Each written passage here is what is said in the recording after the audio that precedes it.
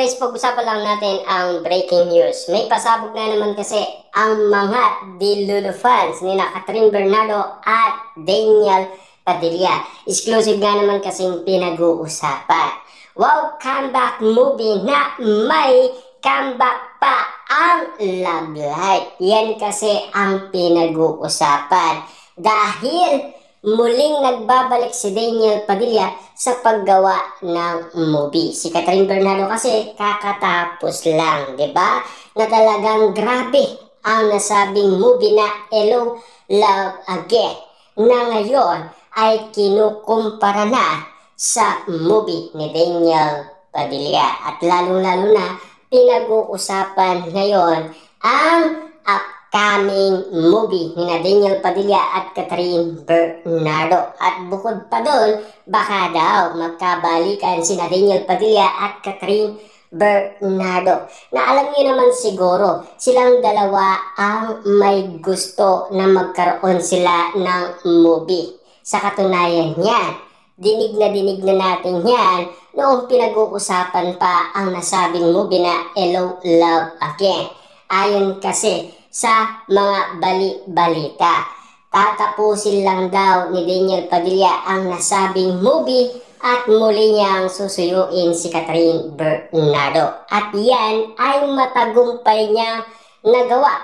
Kaya nga naman kasi ang sinasabi ng karamihan, mission complete na si Daniel Padilla at nagawa niyang magkaayos sila ni Catherine Bernardo. Naging okay ang bawat kwento kay Daniel Padilla at Catherine Bernardo. Simula nga naman kasi narinig natin si Sian Gasa nagsalita. Pero hindi niya alam kung ano ang nangyayaring usapin na ginagawa ng ABS-CBN. Ang dahil sa pagkakaunawa natin sa balita, ayon sa kanilang solid source, nag-usap sina Daniel Padilla at Catherine Bernardo nang dahil sa collaboration project ng Katniel. Dahil pinag-usapan na yan noon pang 2024 na magbabalik sina Daniel Padilla at Catherine Bernardo pagkatapos ng solo project nila.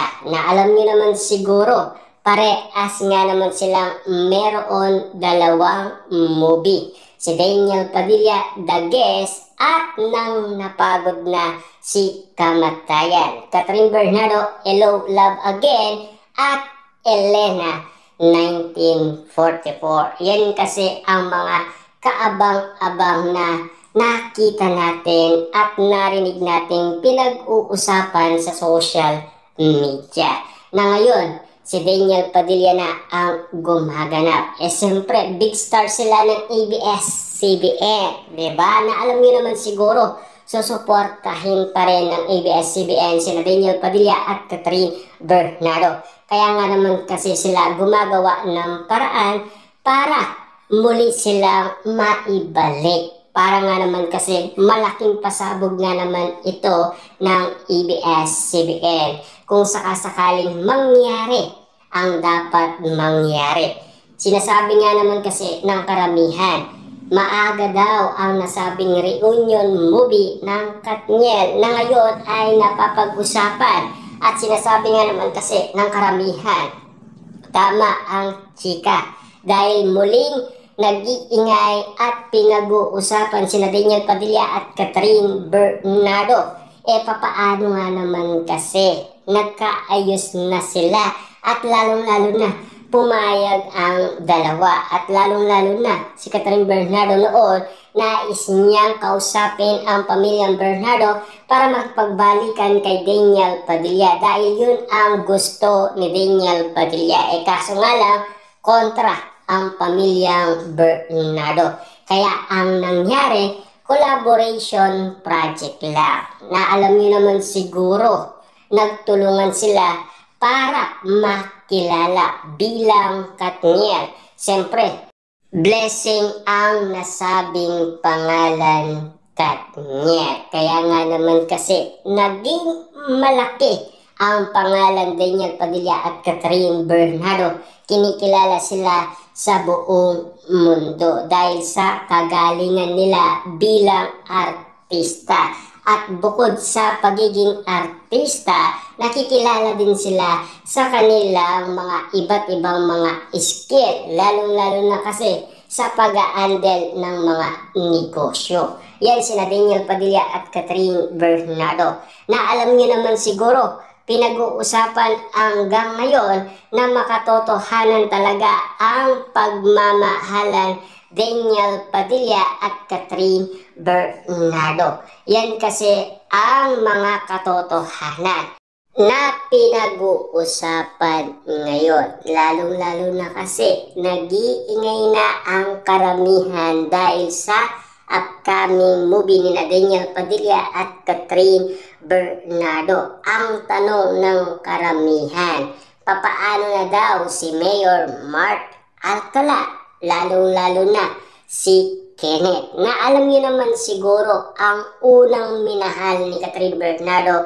walang iba kundi si Daniel Padilla. Lalong-lalo na umiiyak pa rin si Catherine Bernardo hanggang ngayon dahil sa pag-ibig niya kay Daniel Padilla. Siyempre, dahil sa hiyak ni Catherine Bernardo, pinag-uusapan na talagang meron pa siyang feelings na nararamdaman kay Daniel Padilla hanggang ngayon. Kahit na si Daniel Padilla, nakakapagsalita pa rin siya na ini-stalk niya ang dating ex-girlfriend na si Catherine Bernardo hanggang ngayon.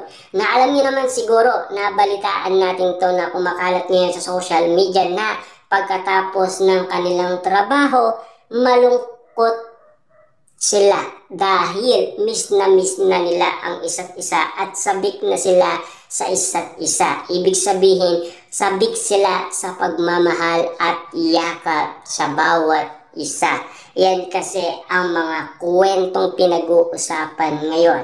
Kahit meron na daw Mayor Mark Alcala, hindi maitatanggi kung sino talaga ang mahal ni Catherine Bernardo. Walang iba kundi si Daniel Padilla, nag-iisa sa puso at isipan ni Catherine Bernardo hanggang ngayon. Kaya nga naman kasi ang iba muling nagsasaya dahil sa mga bali-balitang upcoming movie at upcoming love life nila. Yan kasi ang mga napapag-usapan sa social media, hindi ba?